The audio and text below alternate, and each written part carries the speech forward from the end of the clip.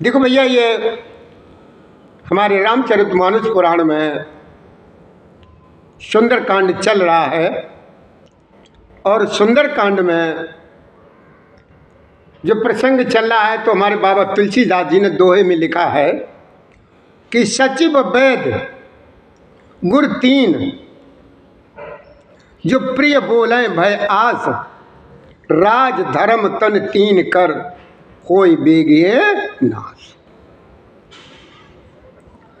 तो बाबा भोलेनाथ ने मैया पार्वती को समझाया और कहा कि देखो उमा, उनके मंत्री ने समझाया और समझा रहे हैं, लेकिन दशानन की समझ में कुछ आ नहीं रहा। और वही क्या हुआ, रावण के लिए भी वही सहायता यानी सहयोग आ बनी है। मंत्री उसे सुना सुना करके मुंह पर स्तुति करते हैं। इसी अवसर पर विभीषण जी वहाँ आए हैं और उन्होंने बड़े भाई के चरणों में सिर नवाया और फिर वे सिर नवा करके अपने आसन पर बैठ गए और आज्ञा पाकर के वो ये वचन बोले हैं कि हे कृपालु, जब आपने मुझसे राय पूछी है तो हे तात, मैं अपनी बुद्धि के अनुसार आपके हित की बात कहता। देखो माँ, ये विभीषण जी ने अपने भैया को समझाया। राधे राधे बेटा, राधे राधे राधे राधे राधे राधे राधे राधे राधे राधे राधे राधे। आज बहुत दिनों के बाद दिखाई दे रहे हो भाई, कहाँ रह रहे हो आजकल?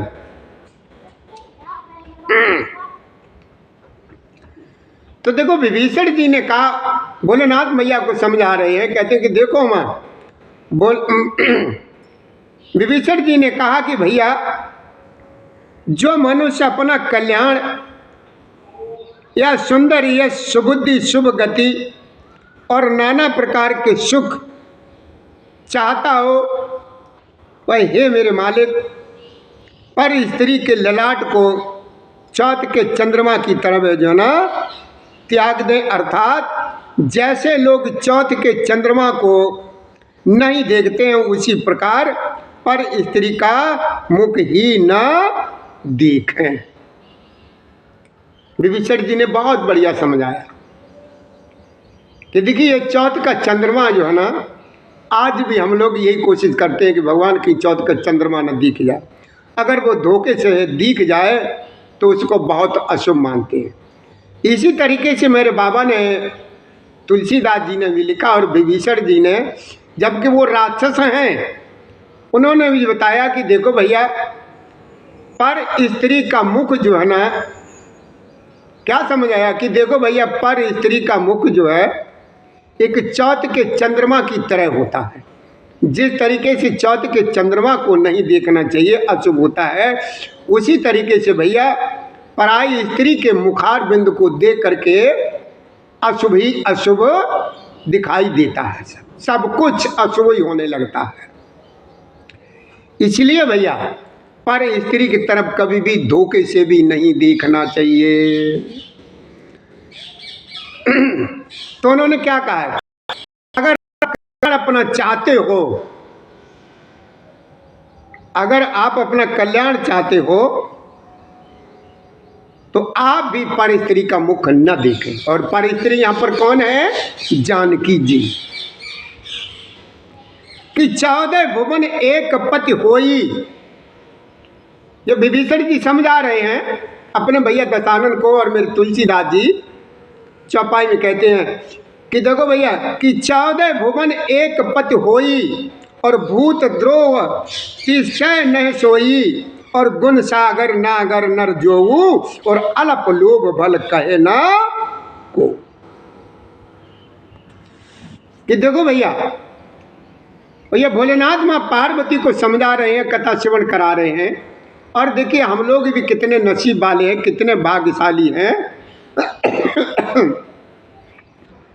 कि माँ पार्वती के साथ साथ मेरे भोलेनाथ के मुख से जो न कथा हम लोग भी श्रवण कर रहे हैं।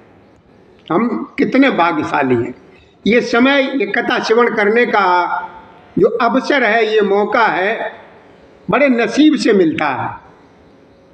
वो लोग भैया बड़े नसीब वाले हैं, सुबह सुबह को जिनके कानों में ये कथा की आवाज़ गूंजने लगती है, तो आप ये समझ लें कि मेरे ऊपर मेरे प्रभु श्री राम की कृपा हो रही है और है, तब ये आवाज़ मेरे कानों में पड़ी है।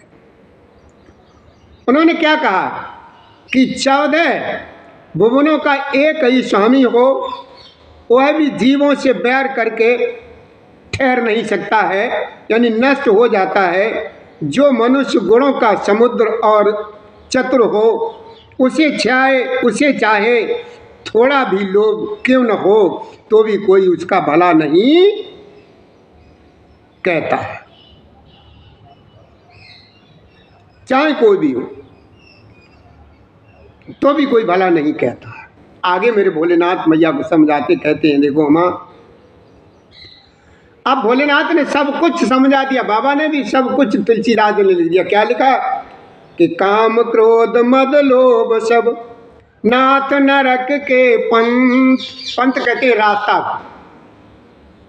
ये क्या है? काम क्रोध मद लोभ, ये सब क्या है? ये नरक के रास्ते हैं ये सब। कि काम क्रोध मद लोभ सब नाथ नरक के पंथ, और सब पर हर रघुवीर भजो भजे जय संत। संत यानी हमारे साधु समाज, संत समाज से वो समझाते हैं कि हे नाथ, काम क्रोध मद और ये लोग सब ये नरक के रास्ते हैं, इन सबको आप छोड़ दीजिए और छोड़कर प्रभु श्री रामचंद्र जी को भजिए, जिन्हें संत सत्य पुरुष भजते हैं। जिनको सत्य पुरुष याद करें, जिनका नाम सत्य पुरुष यानी संत लोग ले अपना समय व्यतीत करें, वो समझ लीजिए भगवान के नजदीकी हैं, भगवान की कृपा उनके ऊपर है, तभी वो सत्य के मार्ग पर चलते। सत्य मतलब बिल्कुल सत्य, सत्य कहते हैं सच्चाई को। सत्य तो यही है कि भगवान है। सत्य क्या है? सत्य कभी दिखाई नहीं देता, असत्य दिखाई देता है। असत्य क्या है? जो दिखाई न दे वह सत्य है, और जो चारों तरफ जो दिखाई दे रहा है ये सब क्या है? झूठा है। ये असत्य कभी भी नहीं रहे। असत्य जो है ना, कभी भी जो है ना रुकता नहीं है। कि तात राम नय नर भूपाला, भुवनेश्वर कालऊ कर काला, ब्रह्म अनामय अज भगवंता, और व्यापक अजद अनादि अनंता। अनंता जिसका कोई अंत न हो, भगवान का कोई अंत नहीं है, प्रभु श्री जी का कोई अंत नहीं, अनंत है वो। तात राम नय नर भूपाला, ये विभीषण जी समझा रहे अपने भाई को कि तात राम नय नर भूपाला, और भुवनेश्वर कालऊ कर काला,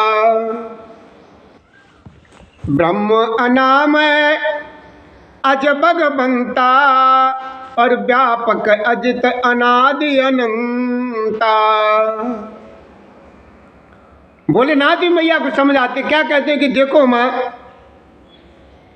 राम मनुष्यों के ही राजा नहीं है, वे समस्त लोगों के स्वामी और काल के भी काल हैं। वे संपूर्ण ऐश्वर्य, यश, श्री, धर्म, वैराग्य एवं ज्ञान के भंडार हैं, यानी भगवान हैं। वे निरामय, विकार रहित, अजन्मा, व्यापक, अजय, अनादि और अनंत ब्रह्म है।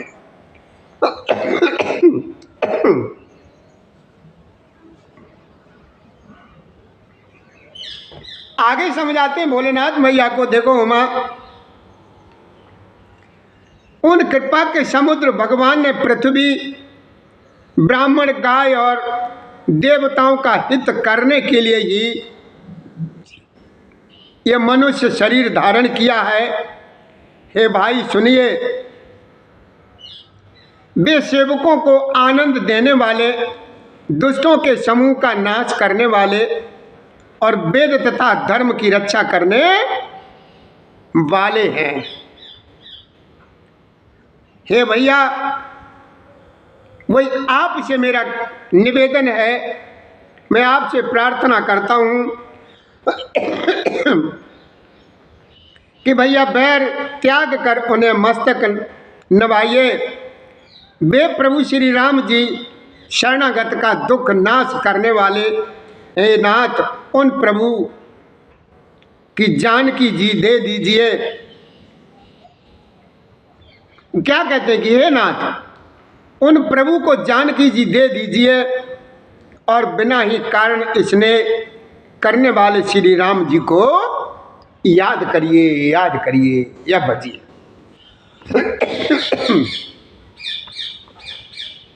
हे भैया, जिसे संपूर्ण जगत सिरधो करने का पाप लगा है, उसको भी शरण जाने पर प्रभु उसका भी त्याग नहीं करते हैं। जिनका नाम तीनों तापों का नाश करने वाला है, वे ही प्रभु श्री राम मनुष्य रूप में प्रकट हुए हैं। ये रावण हृदय में ये अच्छी तरह से बिठा लीजिए, समझ लीजिए कि बार बार पद लागो, विनय करो दस शीस, परिहर मान मोह मद भजऊ कौशलाधीश।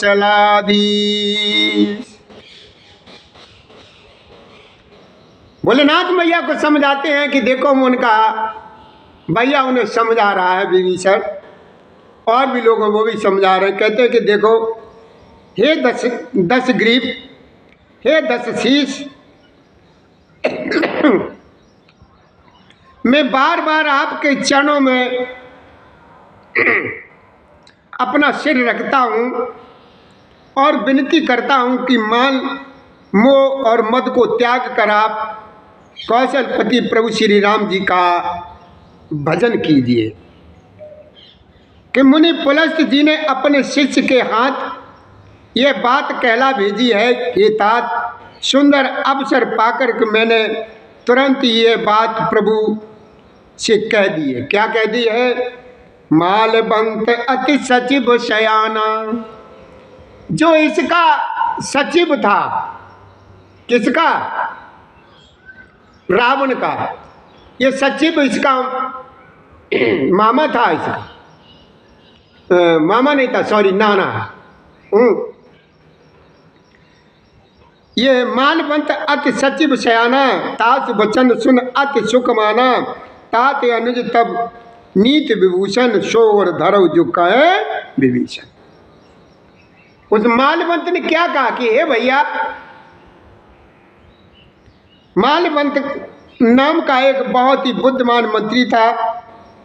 उसने उन विभीषण के वचन सुनकर के बहुत सुख माना और कहा कि तात, आपके छोटे भाई नीति विभूषण, नीति को भूषण रूप में धारण करने वाले अर्थात नीतिमान हैं। विभीषण जो कुछ कह रहे हैं उसे हृदय में धारण कर लीजिए। अब वो कहाँ मानने वाला, उसे तो अपने ऊपर अभिमान है ना। अब जवाब रावण ने क्या दिया? भोलेनाथ कहते हैं मैया से कि देखो उमा, अब इसका उसने क्या जवाब दिया? रावण ने कहा, ये दोनों मूर्ख शत्रु की प्रशंसा कर रहे हैं, यानी महिमा बखान रहे हैं। यहाँ कोई है? वो क्या कर रहे हैं? यहाँ पर कोई है, इन्हें दूर करो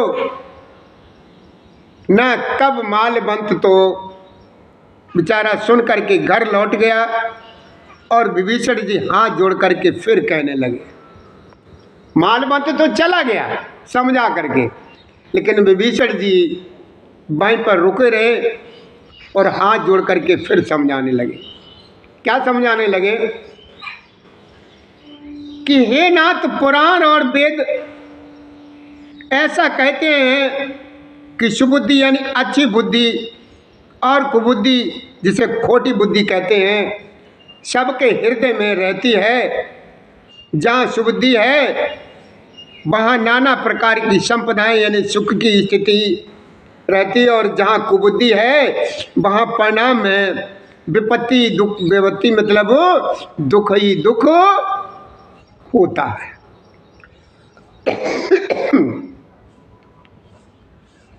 और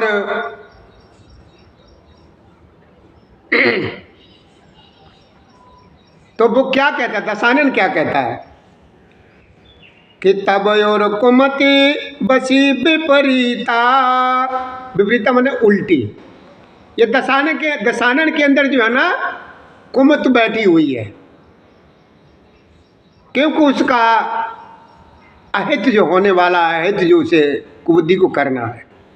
हित यन हित मान और पुप्रीता काल रात्रि निचर कुल केरी और कई सीता पर प्रीति घनेरी।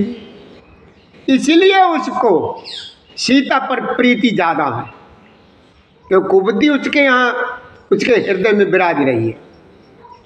आपके हृदय में उल्टी बुद्धि आ बसी है, इसी से आप हित को अहित और शत्रु को मित्र मान रहे हैं। जो राक्षस कुल के लिए काल रात्रि है, उन सीता पर आपकी बड़ी प्रीति इसीलिए है। ये भोलेनाथ मैया को समझाते हैं। तो विभीषण जी ने भैया के अपने के चरण पकड़ लिए और कहा, हे तात, मैं चरण पकड़ करके आपसे एक भीख मांगता हूँ, विनती करता हूँ कि आप मेरा दुलार और प्रेम रखिए। मुझ बालक के आग्रह को स्नेह पूर्वक स्वीकार कीजिए।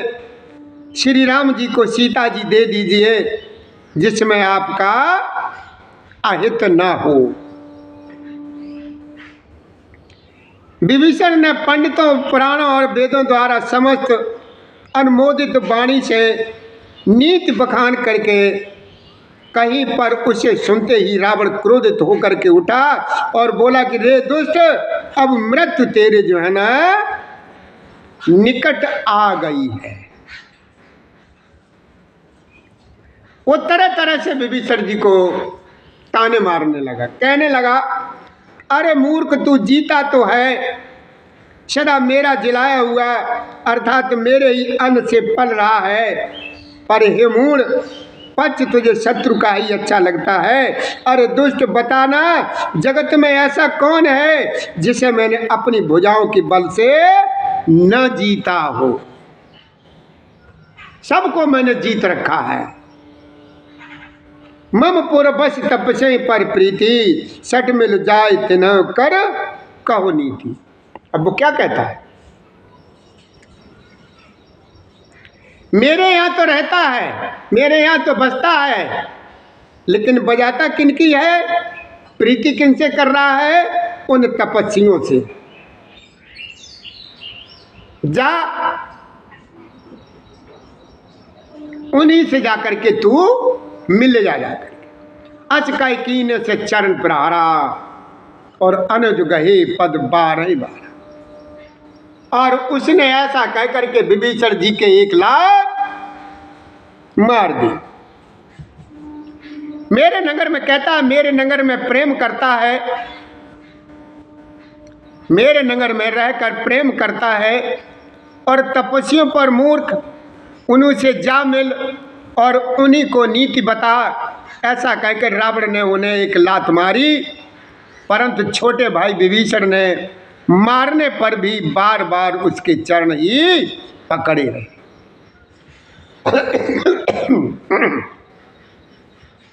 अब भोलेनाथ समझाते हैं कि देखो उमा, संत की जो है ना यही रीति होती है।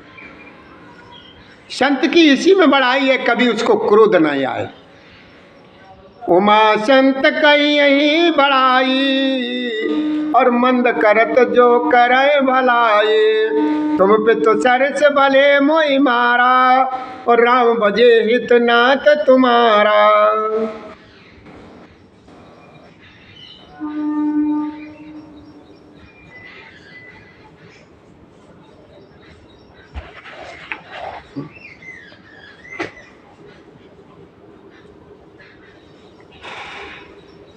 क्या समझा रहा विभीषण जी? समझा रहे हैं कि भैया देखो,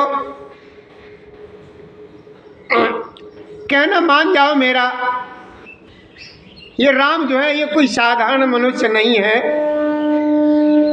इन्होंने जन्म क्यों लिया, ये यहाँ पर क्यों आए, ये साक्षात नारायण हरि है? मेरा कहना मान जाओ। लेकिन दशानन नहीं माना। तो भोलेनाथ क्या कहते हैं? भोलेनाथ कहते हैं कि देखो माँ, संत की यही बड़ाई है कि वे बुराई करने पर भी बुराई करने वाली की भलाई ही करते हैं।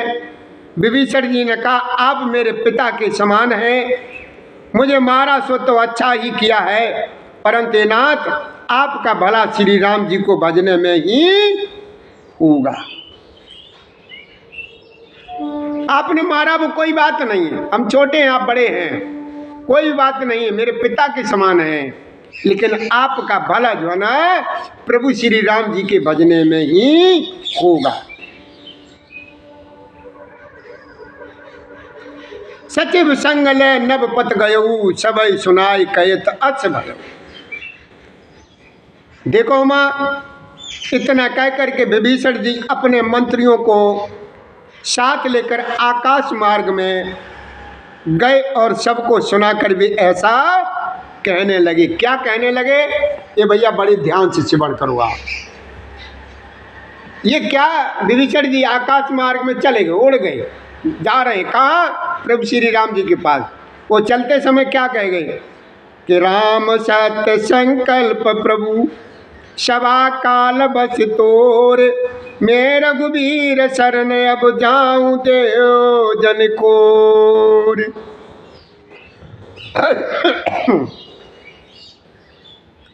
वो कहने लगे मैं श्री राम जी सत्य संकल्प एवं सर्व समर्थ प्रभु है, और हे रावण तुम्हारी सभा काल के बस में है, अतः मैं अब श्री रघुवीर की शरण जाता हूँ, मुझे किसी प्रकार का दोष न देना। और मतलब मेरी गलती न हो। अस कह चला विभीषण जबहि, और आए हूँ न भय सब तबहि, साधु अवज्ञा तुरत भवानी, कर कल्याण अखिल के हानि। कि देखो माँ, विभीषण जी ऐसा कह करके जे हुई चले हैं, वैसे ही राक्षस माँ के जो थे वो सब आयुन हो गए, उनकी मृत्यु निश्चित हो गई। भोलेनाथ कहते हैं कि भवानी साधु का अपमान तुरंत ही संपूर्ण कल्याण की हानि इन नाश कर देता है।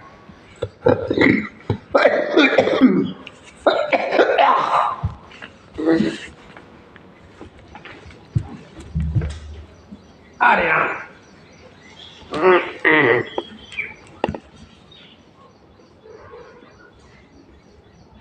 भोलेनाथ ने क्या समझाया माँ पार्वती? भोलेनाथ ने मैया को समझाया कि देखो माँ, साधु का अपमान अगर कोई करता है वो तुरंत ही संपूर्ण कल्याण की हानि नाश कर देता है। कोई भी साधु का अपमान करे। कि रावण जबई विभीषण त्यागा, और भयो विभव बिन तबई अभागा, चलो हरस रघुनायक पाई, और करत मनोरथ बहु मन माही। अब विभीषण जी तो किधर चल लिए? प्रभु श्री राम जी की तरफ।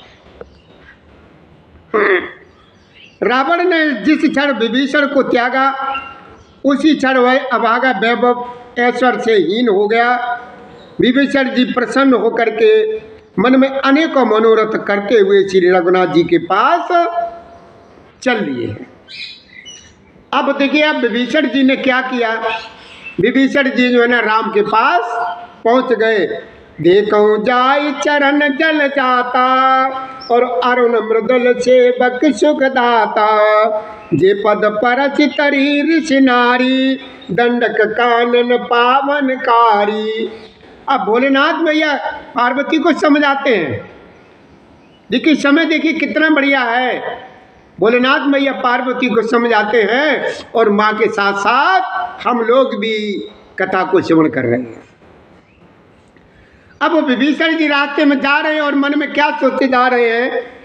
वे सोचते जाते हैं कि मैं जाकर के भगवान के कोमल और लाल वर्ण के सुंदर चरण कमलों के दर्शन करूंगा, जो सेवकों को सुख देने वाले हैं। जिन चरणों का स्पर्श पाकर ऋषि पत्नी अहिल्या तर गई, और जो दंडक वन को पवित्र करने वाले हैं, उन चरणों के मैं दर्शन जाकर के नित्य करूंगा। कि जे पद जनक सुतायुर लाए, और कहते हैं हृदय को, जे पद जनक सुतायुर लाए, और कपट को रंग सार धर दाए। क्या कहते हैं कि जे पद जनक सुतायुर लाए, कपट को रंग संग धर धाए।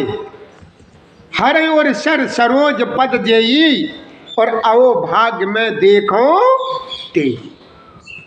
विभीषण जी क्या कहते हैं। विभीषण जी रास्ते में चलते चले जा रहे हैं और कहते हैं कि देखो भैया, और भोलेनाथ भी भैया पार्वती को समझाते हैं। कहते हैं कि उमा देखो, राम राम बेटा, राम राम राम राम राम राम राम राम राम राम, भगवान तुम्हें खुश रखे, तुम्हारी काम में बरकत हो बेटा, खुश रहो। भोलेनाथ भैया पार्वती को समझाते हैं। कहते हैं कि देखो विभीषण जी क्या कहते जाते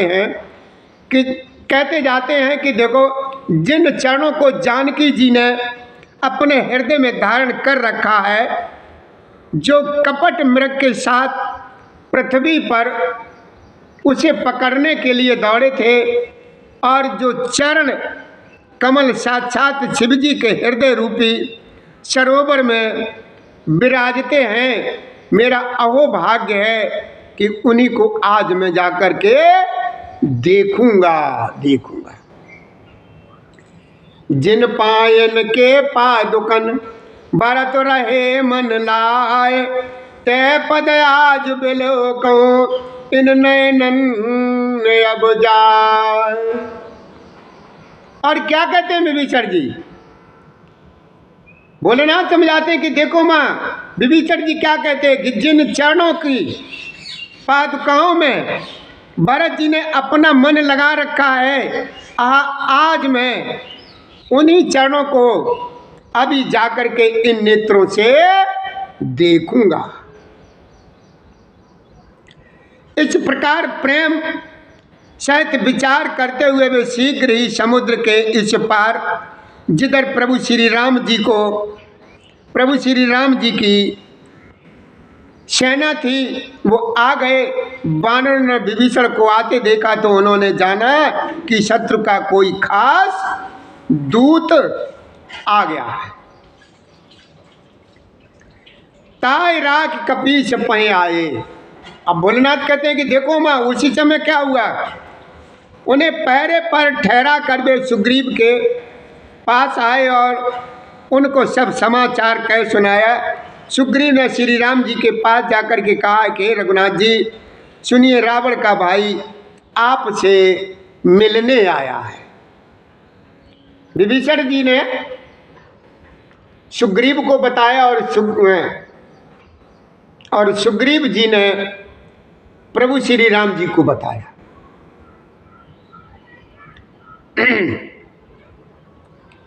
तो उन्होंने क्या कहा, प्रभु जी ने क्या कहा सुन करके, कहे प्रभु सका बूझियो कहा, और कहे कपीस सुनो नर नाहा, जान न जाय निशाचर माया, और काम रूप के कारण आया।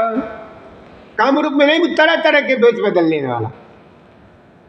ये हर तरीके की भाषा बोल लेते हैं, हर तरीके का रूप बदल लेते हैं। जहाँ पर जिस भाषा की जरूरत पड़ी, जहाँ पर जिस शरीर की आवश्यकता पड़ी, वो उसी में परिवर्तित हो जाते हैं। प्रभु श्री राम जी ने कहा, हे मित्र, तुम क्या समझते हो, तुम्हारी क्या राय है?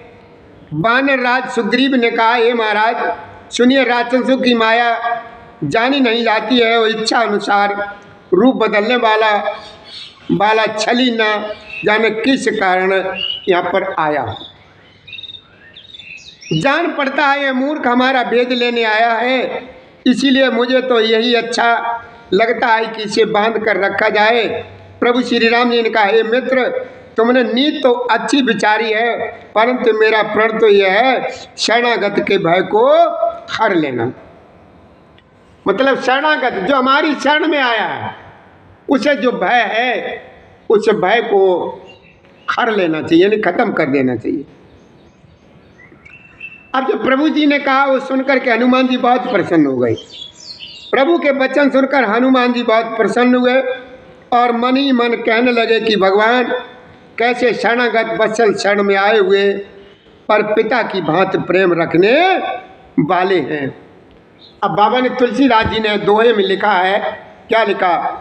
शरणागत कौन जे तजय निज अनहित अनुमान, ते नर पावर पाप में तिन्ह बिलोकत हान।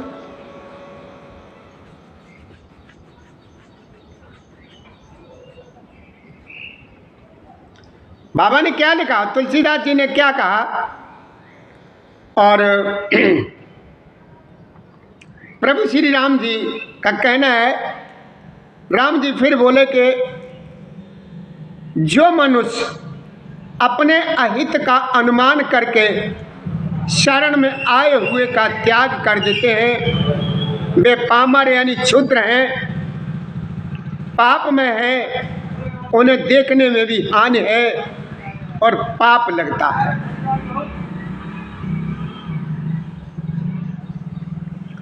प्रभु जी ने कहा कि देखो भैया, जिसे करोड़ों ब्राह्मणों की हत्या लगी हो, शरण में आने पर मैं उसे भी नहीं त्यागना, उसे भी नहीं हम त्यागते हैं।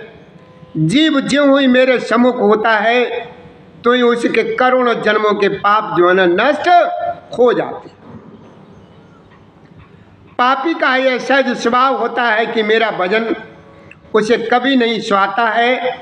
यह जो है रावण का भाई निश्चय ही दुष्ट हृदय का होता तो क्या है मेरे सन्मुख आ सकता था।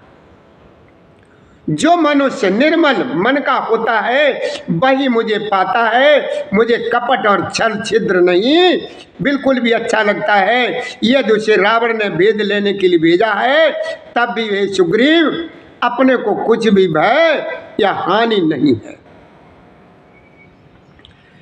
और क्या कहा कि जगमोष का निशाचर जेते और लक्ष्मण हने निमिष मौते थे, जो सभी तया भाषण आई और राख्यों ताए प्राण की नाई।